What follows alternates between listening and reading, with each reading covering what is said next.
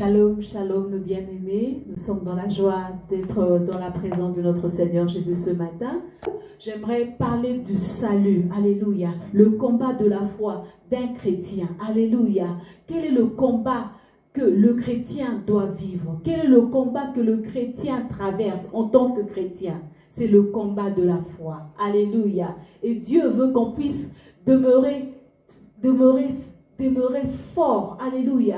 Dieu veut qu'on puisse conserver notre salut, alléluia.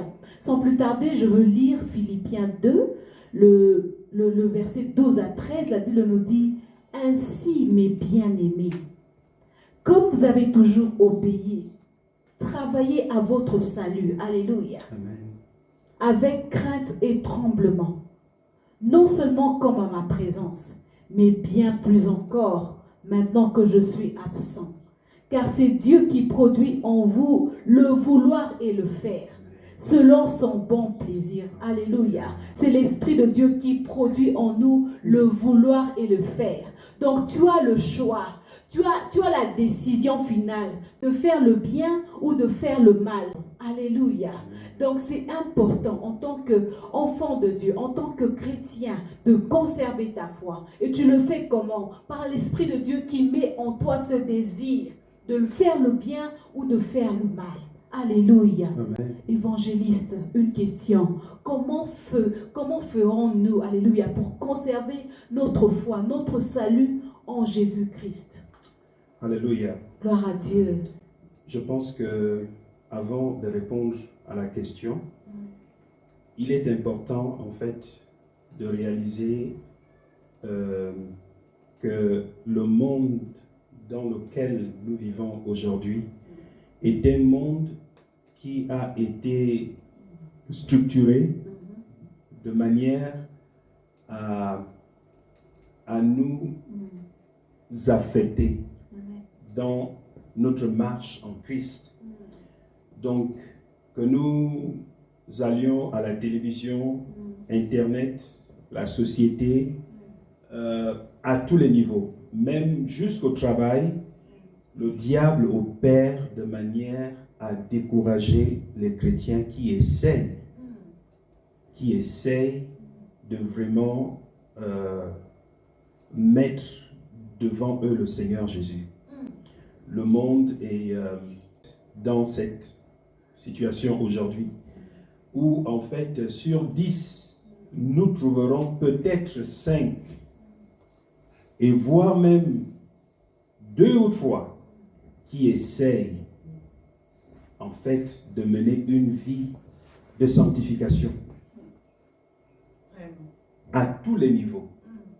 Et la Bible dit que dans les derniers temps, le péché va s'accroître. Le péché est à tous les niveaux aujourd'hui. Même dans l'Église. Même dans l'Église. En fait, nous respirons le péché à tous les niveaux. À tous les niveaux. Que ce soit à la télévision, que ce soit sur Internet, que ce soit même dans les rues, les boutiques, les églises, à tous les niveaux, nous voyons en fait vraiment le diable à l'œuvre. À l'œuvre. Et donc, en fait, Dieu nous a donné l'instruction. Il nous a dit de combattre le combat de notre salut, que la Bible appelle le combat de la foi. Et Dieu dit que ce combat est le bon combat. C'est le bon combat que l'homme doit mener dans sa vie. Amen. Alléluia. Gloire à toi, Seigneur Jésus. Wow. Et donc, je veux en fait lire dans 1 Timothée, le chapitre 6, le verset 12. Alléluia. Gloire à Dieu. La Bible dit de combattre le bon combat de la foi. Et il dit, saisis la vie éternelle à laquelle tu as été appelé. Amen. Et pour laquelle tu as fait une belle confession en présence d'un grand nombre de témoins. Alléluia. Bon, c'est clair. Il y en a qui ont accepté le Seigneur seul, que ce soit dans leur chambre, et d'autres l'ont fait à l'église. en présence d'un grand nombre de témoins. Alléluia. Et donc, peu importe la situation, étant donné que vous êtes déjà en Christ, Dieu te donne un ministère. Il te dit de combattre le bon combat de la foi. Et c'est parce que le Seigneur est imprégné qu'il y a plusieurs combats. Il y en a qui mènent un combat politique. D'autres sont dans les médias. D'autres, sont dans le football. D'autres sont dans plusieurs autres domaines. Amen. Mais Dieu dit que le combat de votre foi en Jésus-Christ, c'est le bon combat. Alléluia, alléluia. Donc c'est notre vie de tous les jours. Notre vie de tous les jours. Notre vie de tous les jours, nous allons conserver cette foi, ce salut. Alléluia. Donc en tant que chrétien, tu n'as pas deux vies, non. C'est la même vie, c'est la même vie chrétienne. Exactement. Dans cette vie chrétienne, il y a un parcours. Alléluia. Tu vas rencontrer des difficultés, tu vas rencontrer des oppositions. Et Dieu veut que tu puisses conserver cette foi. Oui. Dieu veut que tu puisses combattre, tu gardes cette foi. Alléluia. Pour que la foi ne soit pas affectée. Amen. Amen. Et en fait, ce qui est merveilleux avec le Seigneur, c'est que la foi peut être affectée. La détermination peut être affectée. La consécration peut être affectée. En d'autres termes, ce qui importe réellement, ce n'est pas en fait les hauts et les bas que nous rencontrons sur le chemin. Vrai. Le plus important, c'est la fin, d'arriver à bon port. Alléluia. Amen. D'où en fait Dieu dit de combattre, c'est un combat. Alléluia. Il va arriver que les flèches viennent à gauche, à droite, derrière et devant. Mais il faudrait que, même si tu encaisses de temps en temps et que tu tombes, tu dois te relever. Amen. Parce que le plus important, l'apôtre Paul parle de l'endurance. Alléluia. Alléluia. Gloire à Dieu. Nous devons en fait gagner. Voici le défi que Dieu place devant celui qui croit en Jésus-Christ. Amen. Le diable va te combattre.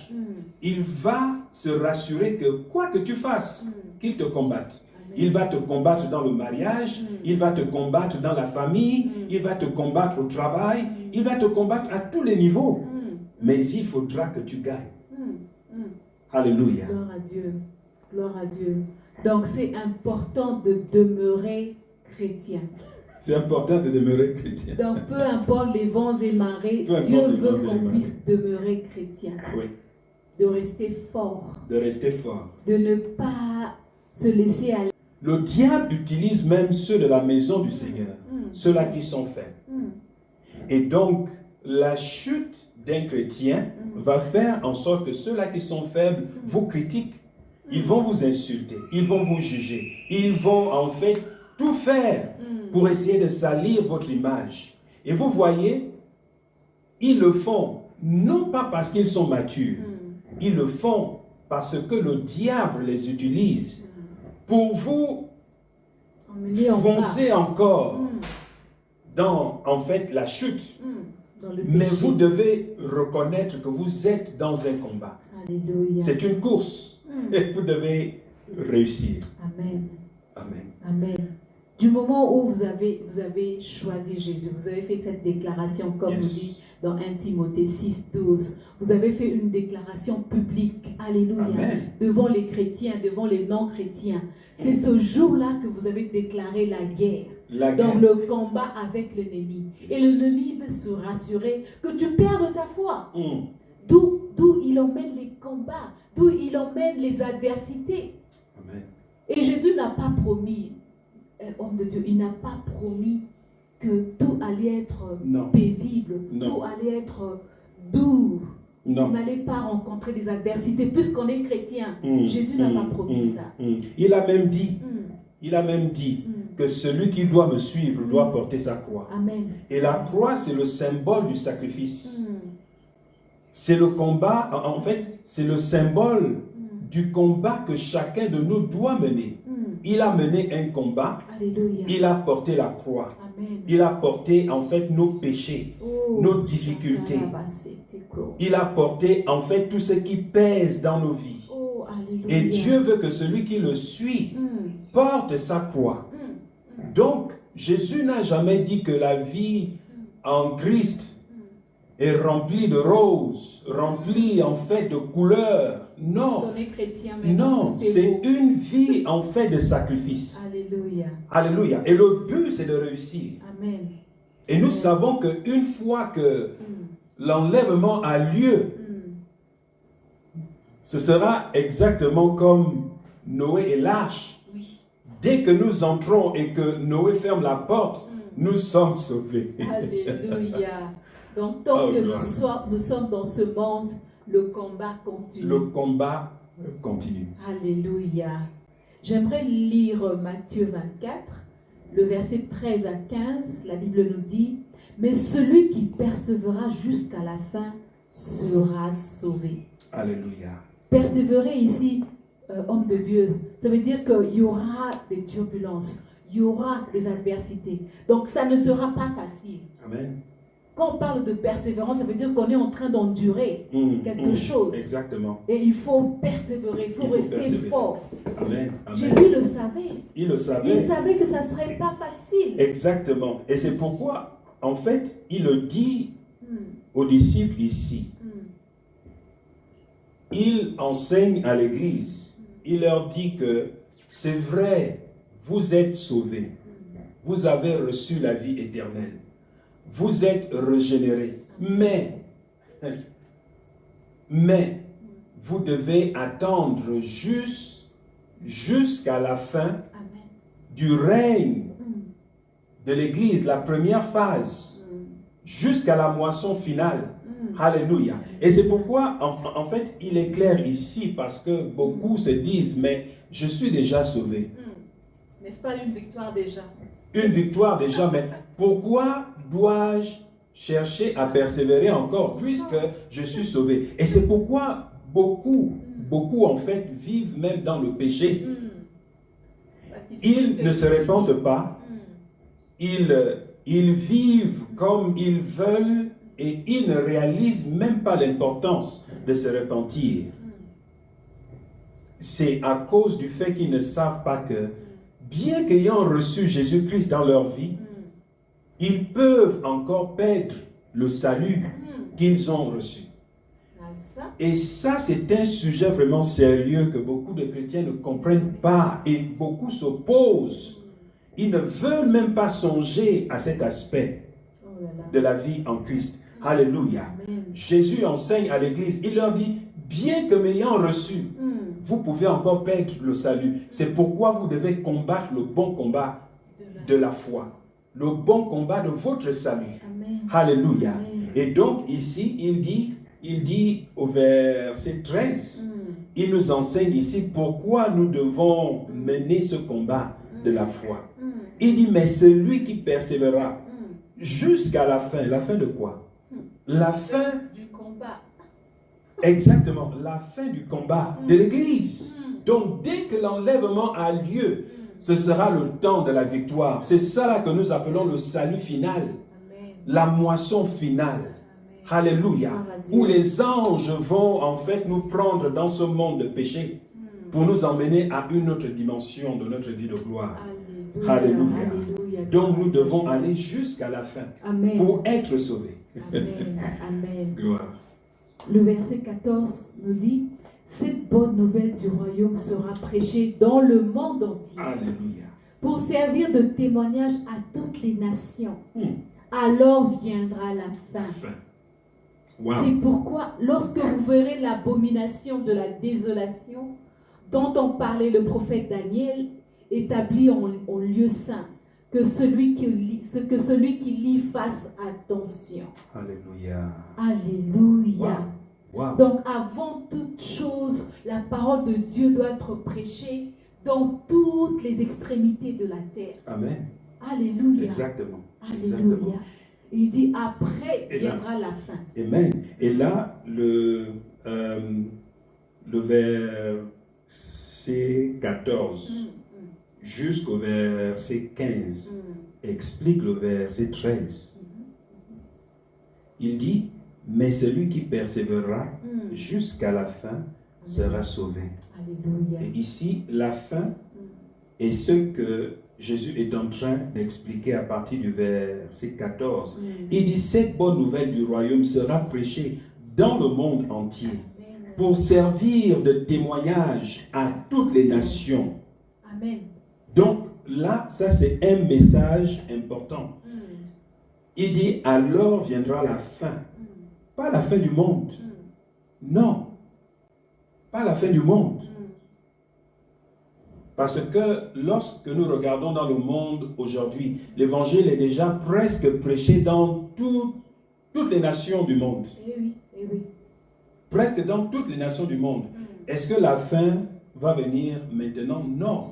Ceux qui sont imprégnés des Écritures vont voir que, en fait, ici, Jésus parle, en fait, de la promesse qu'il a faite à l'Église. Il a dit, je reviendrai pour vous chercher. Amen. Donc, il s'agit de l'enlèvement. Alléluia. Gloire à Donc, Dieu. nous devons nous rassurer de persévérer jusqu'à la fin de l'Église, jusqu'à ce que l'Église soit enlevée. Nous devons combattre le bon combat. Entre-temps, c'est chaud. Nous sommes attaqués ici et là. Oui. Mais nous devons être forts. Amen. Amen. Donc Dieu attend à ce que nous demeurons fidèles jusqu'au Fidèles. bout. Fidèles jusqu'à l'enlèvement. Amen. Alléluia. Oh yes. Oh Dieu yes. veut que tu demeures chrétien jusqu'au bout. Non seulement chrétien, mais tu demeures, tu gardes ta foi. Amen. Peu importe les tribulations, peu importe les oppositions, Dieu veut que tu puisses conserver ton salut. Dieu veut que tu puisses combattre ce combat de la foi. Alléluia. Avec Amen. Jésus, avec l'Esprit de Dieu, c'est possible. Et c'est très possible. C'est très possible. Alléluia. Quand tout va mal, c'est le moment de confesser la parole de Dieu. Oh yes. Ce n'est pas quand tout est beau, quand tout semble être en paix, non. C'est quand tout va mal, c'est là le combat de la foi. C'est là que tu dois confesser qui es-tu en Jésus. C'est là que tu dois confesser la parole de Dieu. Comme Shadrach, Meshach et Abednego. Oh, Quand le roi leur a demandé de s'humilier et d'adorer le statut qu'il avait fait, Ils ont résisté. dit non. Ils ont dit non. Et même si c'est Dieu ne nous délivre pas, nous n'allons toujours pas nous soumettre. Ça, Amen. c'est le moment en tant que chrétien. Yes. Tu vois, quand les choses ont chauffé comme ça, en ce moment, nous sentons la tribulation de part et d'autre, Yes. la pression de part et d'autre. Mm. Dieu veut que tu puisses confesser publiquement qui es-tu en Jésus. Et ne pas avoir honte. Amen. Ne pas avoir honte. Amen. Alléluia. Gloire à En Dieu. fait, il y en a en fait qui peuvent être sujets au doute. Au doute. Alléluia. Amen. Ce que nous sommes en train de dire en ce moment n'est pas un verset isolé. Ce sont des enseignements que non seulement le Seigneur Jésus s'est rassuré d'inculquer dans le cœur des apôtres. Alléluia. Amen. Et les apôtres ont maintenu le même enseignement. Amen. Ils ont enseigné l'Église. Ils leur ont dit que vous avez le Seigneur Jésus-Christ dans vos cœurs. C'est une bonne chose. Amen. Mais vous savez, le combat se poursuit. Alléluia. Vous devez aller jusqu'au bout. Alléluia. Et c'est ce que nous allons lire ici. On va essayer de prendre peut-être 2 ou 3 exemples. Amen. Ensuite, le reste, vous pouvez aller faire vos recherches à la maison. Jacques 1, le verset 12. La Bible dit, heureux l'homme qui supporte la tentation.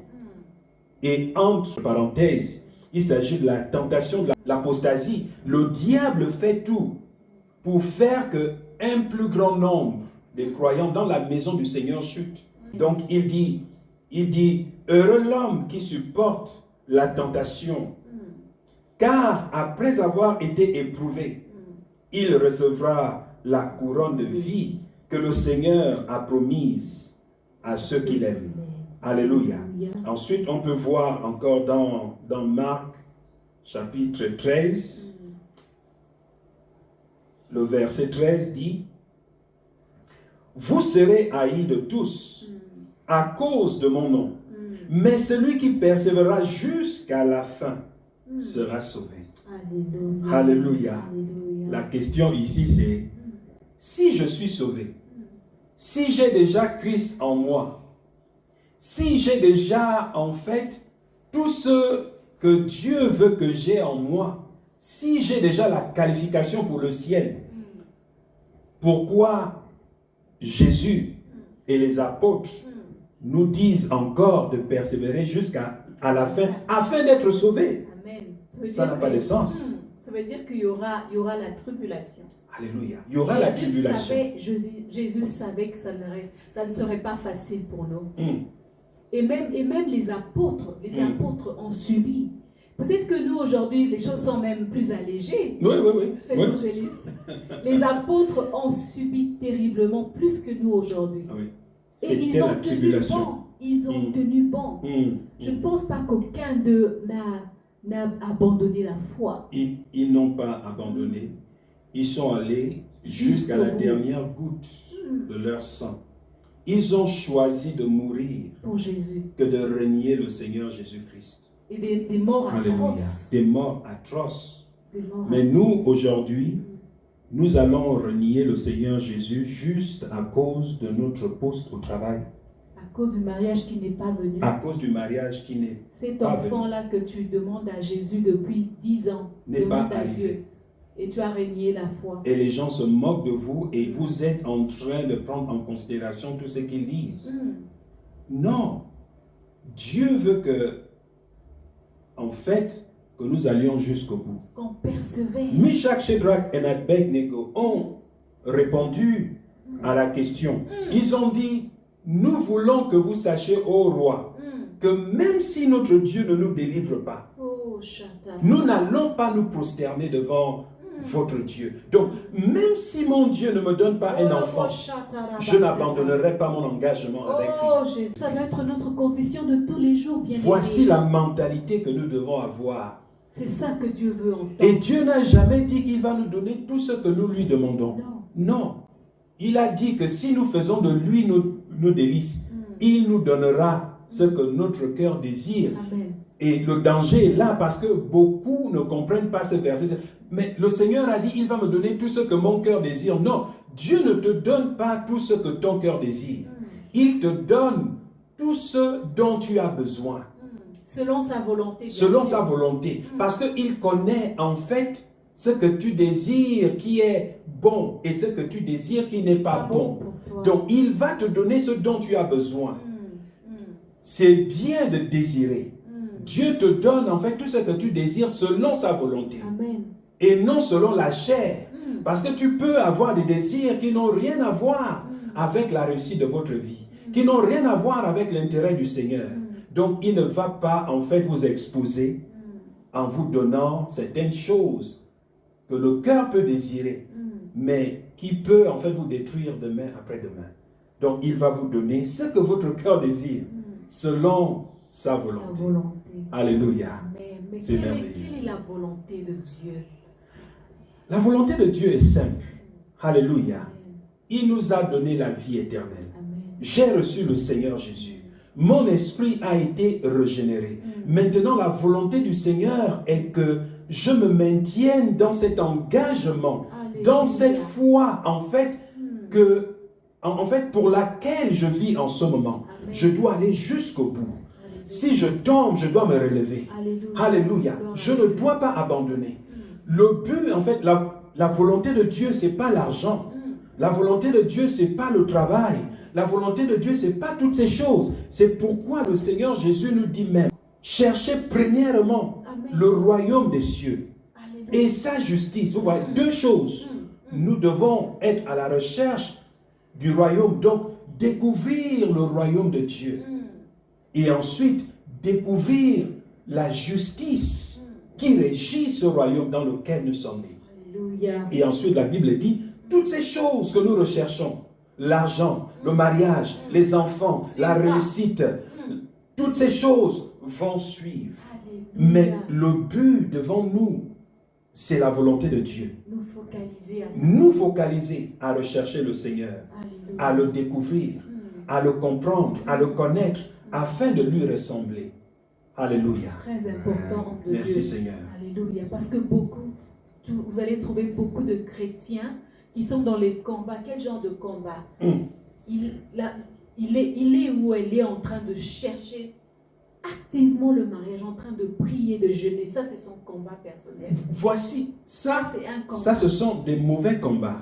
La Bible a dit, combattez le bon combat. Il dit le bon combat de votre foi. Alléluia. Donc, si on se donne à Jésus, si on donne sa vie à Christ, toutes ces choses-là, le mariage, le travail, citer les maisons, tous suivront. Mais si on se focalise, tu es chrétien, mais focalise-toi d'abord de ta foi, de Amen. ton salut. Oui. Pendant que tu es en train de conserver ton salut, tu es en train de conserver ta foi, toutes ces choses-là vont venir. Tu ne dois pas être là seulement, oh Seigneur, le mariage.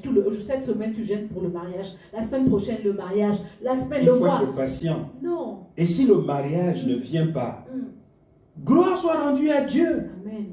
Alléluia. Amen. Si ça ne vient pas, ayons en fait la mentalité de Meshach, Shadrach et Abednego.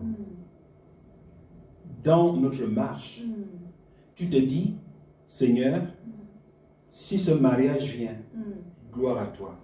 Si ça ne vient pas, gloire à toi. Je continue ma route. Je continue ma route. Et qu'est-ce que je fais dans ma route? Je sers le Seigneur dans Je ma sers route. le Seigneur. Pendant que tu es en train de le faire, le Seigneur va te surprendre. Il va te surprendre. Alléluia. Mais focalise-toi aux choses de Dieu. Oh, merci Seigneur. Focalise-toi à la mission qu'il nous a accordée. Amen. Nous avons une mission, nous avons un mandat en tant que chrétiens, de faire toutes les nations les disciples. Les disciples. Et dans ce parcours, tu vas rencontrer l'adversité, tu vas rencontrer les combats. Mais Dieu veut que tu puisses te focaliser. Alléluia. Amen. Un homme de Dieu ici m'a inspiré, c'est l'apôtre Paul, dans 2 Timothée, au chapitre 4. J'ai combattu le bon combat. Ça, c'est le verset 7. Il dit, j'ai achevé la course. Alléluia. Et ensuite, il dit, j'ai gardé la foi. Alléluia. Voici en fait des choses qu'il dit. Il se voit déjà à la fin de sa course. À la fin de sa marche. Il n'a pas parlé du nombre de personnes qu'il a emmenées à Christ. Alléluia. Il n'a pas parlé en fait de l'argent qu'il avait. Il n'a pas parlé d'autres choses, des choses qu'il aurait dû avoir, comme le mariage, les maisons, enfants, comme les en voitures. fait un jeune qui en fait ici au studio nous dit non, évangéliste, le Seigneur Jésus ne doit pas arriver en ce moment. Je veux encore vivre ma vie. Je n'ai pas encore goûté à la vie. Je n'ai pas encore eu ces maisons. Je n'ai pas encore eu ces ces voitures. maisons. Je n'ai pas encore conduit le dernier Je n'ai pas cri. encore conduit le dernier cri. Et vous voyez, ça ce sont la chair. C'est pas l'esprit. Il a dit que vos pensées soient portées vers les choses du ciel. Alléluia. Que vos méditations soient fixées sur Christ. Donc quand je médite, ce que je désire voir du plus profond de mon cœur, c'est en fait la réalisation de son caractère en moi, de sa nature en moi. Me voir dans le royaume de Dieu, me voir au ciel, me voir dans le nouveau monde. Voici ce qui devrait me motiver. Je devrais même avoir la haine de ce monde. Alléluia. Parce que c'est ça qui, en fait, animait les apôtres. Ils avaient la haine de ce monde. Ils désiraient tellement la venue du Seigneur Jésus. Malheureusement, ils sont tous morts. Le Seigneur Jésus n'était pas venu, mais il leur a donné la promesse. Il leur a donné la promesse à travers Jean. Amen. Il a dit, voici, je viens Alléluia. et j'ai ma récompense avec moi. Alléluia. Il a dit, celui qui va persévérer jusqu'à la fin, je lui donnerai la couronne de vie. Amen. Jésus dit la même chose. Il te dit de te focaliser. Alléluia. Parce qu'il arrive avec la couronne. Il veut te couronner. Il veut te donner une vie de gloire. Afin que toi aussi tu puisses dire un jour, que tu puisses dire, j'ai combattu le bon combat. J'ai achevé la course. J'ai gardé ma foi en toi, Seigneur. Quel départ glorieux. Wow. Quel départ glorieux pour les chrétiens. Merci, Seigneur. Alléluia. Merci, Seigneur. Que le Seigneur nous aide. Qu'on puisse aussi être au niveau de dire ça. On a combattu. Yes. On a achevé notre course. On a achevé notre mission. Et on a conservé notre foi. Alléluia. J'aimerais le dire aussi. Amen. Je veux juste lire dans Éphésiens 6 pour finir. Alléluia. Éphésiens 6 et ensuite peut-être un autre verset. La Bible dit, ici les apôtres nous montrent la manière de combattre. Amen. Ce n'est pas d'aller chercher les bouteilles d'eau que les prophètes vous donnent, l'huile de l'onction qu'ils vous donnent, ou encore d'autres choses qu'ils vous donnent. Non. Dieu nous a donné le nom de Jésus, qui est en fait le seul instrument que nous devons utiliser. Amen. Le nom de Jésus. Alléluia. Il ne nous a pas donné le sang de Jésus pour l'asperger dans la maison le jour comme la nuit. Non. Le sang de Jésus, c'est le symbole de la victoire que nous avons reçue à travers la mort de Christ sur la croix de Golgotha. Amen. Donc son sang, c'est en fait à verser afin que nous ayons la vie éternelle. Amen. Pour que nous soyons rachetés. Nous sommes maintenant libres en Jésus-Christ. Alléluia. À cause de son sang qui a versé à la croix. Alléluia. Amen. Maintenant, nous le savons. C'est pourquoi nous célébrons la Pâque aujourd'hui. Parce que nous nous rappelons du sacrifice de notre Seigneur. Il nous a donné la victoire. Afin que nous ayons la victoire sur la maladie. La victoire sur autre chose. Mais vous voyez, il nous a donné son nom qui déplace les montagnes. Amen. Son nom à cause duquel tout genou doit fléchir. Toute montagne doit respecter ce nom. Alléluia. Alléluia. Gloire à Dieu. Et c'est pourquoi, en fait, j'aimerais lire ceci pour que nous sachions la manière de combattre. Amen. Éphésiens 6, le verset 10, la Bible dit, au reste, fortifiez-vous dans le Seigneur et par sa force toute puissante, revêtez-vous de toutes les armes de Dieu, afin de pouvoir tenir ferme contre les ruses du diable. Vous voyez, les ruses du diable. Les ruses du diable viennent à travers les gens qui vous entourent. Et les ruses du diable aussi peuvent surgir à travers vos pensées. Parce que le diable se sert de vos pensées aussi à des moments pour essayer de vous décourager. Alléluia. Et il dit, car nous n'avons pas à lutter contre la chair et le sang, mais contre les dominations, contre les autorités, contre les princes de ce monde, de ténèbres, dans les lieux célestes. Vous voyez, il dit, nous n'avons pas à lutter contre la chair et le sang. Ce qui vous montre déjà que ceux qui vont voir ces gangas, ces prophètes qui vous disent, c'est ton oncle, c'est ta soeur, c'est ta mère, c'est ton père ou c'est ton ami. Non, la Bible dit, nous ne luttons pas contre ces choses. Alléluia. Amen. Et la Bible nous montre que en fait, notre ennemi, c'est qui? C'est le diable. Alléluia. Amen. Le verset 13, il dit, c'est pourquoi vous devez avoir toutes les armes de Dieu afin de pouvoir résister dans les mauvais jours et tenir ferme après avoir tout surmonté. Alléluia. La Bible dit, soyez fermes. Ayez à vos reins la vérité. Vous voyez, la vérité. La vérité pour ceinture. La vérité ici, c'est pas non. Non, tu mens. Non, je dis la vérité. Non, c'est pas ça la vérité. La vérité, c'est ce que dit Dieu te concernant. C'est ce que dit Dieu. C'est ça là qui prime. Amen. Alléluia. Amen.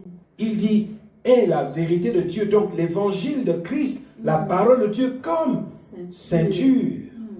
Il dit, revêtez la cuirasse de la justice. Vous voyez? Donc le royaume de Dieu et sa justice. Le royaume de Dieu a sa justice, pas la justice du monde.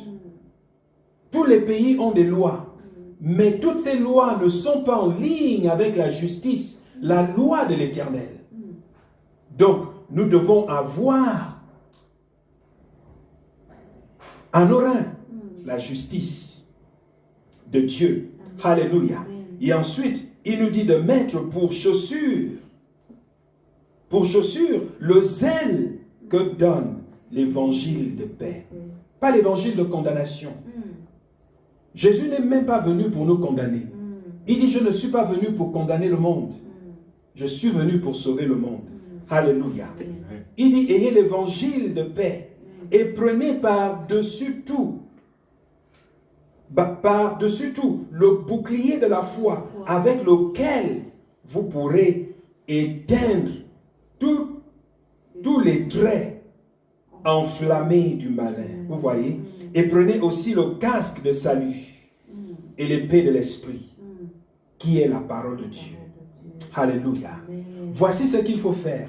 Donc ici, en fait, pour simplifier cela, n'imaginez pas la ceinture. Où se trouve la ceinture? Non, la ceinture n'est pas en Israël. Non, ce casque, ce n'est pas ce que nous voyons dans les livres, non.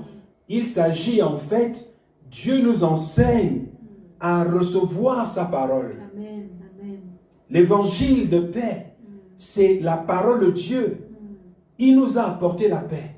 Il a dit, maintenant, il n'y a plus de condamnation pour tous ceux qui sont en Jésus-Christ, qui marchent non selon la chair, mais selon l'esprit. Il a dit, marchez selon l'esprit, afin de ne pas accomplir les désirs de la chair. Donc, plus l'Esprit de Dieu a l'autorité dans nos esprits et dans nos corps, moins ce corps physique va nous emmener à pécher. Amen. Donc, nous devons nous consacrer en Christ, alléluia, en nous rappelant sa parole. Yes.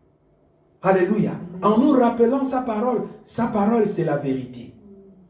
Donc, ce que disent les faits du cancer, les faits de la douleur, les faits du manque d'argent, la pauvreté, toutes ces choses, ce sont les faits. Mais vous voyez, au-dessus de ces faits se trouve la vérité de Dieu. Amen. Il a dit, il nous a guéris. Amen. Nous sommes les guéris de l'Éternel. Amen. Je suis le guéri de l'Éternel. Il m'a rendu libre. Je suis libre en Christ. Je dois le confesser. Amen. Je dois le visualiser tous les jours. Je dois le méditer tous les jours. Amen. Amen. Donc, nous devons avoir la parole de Dieu abondamment dans nos pensées, devant nos yeux. En fait, partout où nous allons, nous devons en fait nous cultiver de sa parole. Amen. Voici ce que signifie ce verset, tout simplement. Gloire à Dieu. Mais nous ne faisons pas ces choses. Nous ne les faisons pas. Alléluia. Gloire à Dieu. Merci Seigneur. Amen. Alléluia. Gloire à Dieu. Et pour juste finir, 2 Timothée au chapitre